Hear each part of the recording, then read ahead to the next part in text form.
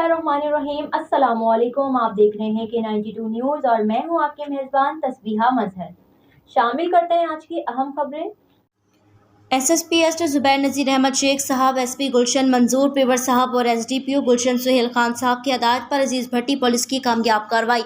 थाना अजीज भट्टी पुलिस ने इंतहाई मतलूब गिरोह के 2 डकैतों को गोल्डन किचन दालिमा के इलाके से गिरफ्तार कर लिया। गिरफ्तार मुलजिमान ने मुतअद्दिद बार मुख्तलिफ इलाकों में डकैती की वारदातों का भी पुलिस को इतराफ़ किया। मुलजिमान से तलाशी के दौरान इनके कब्जे से 2 30 बोर पिस्टल बमा 3 जिंदा रोंड बरामद करते हुए, जबकि साथ ही मुलजिमान से थाना अज़ा से छीनी हुई मोटरसाइकिल भी बरामद कर ली, जिसका अलग मुकदमा दर्ज।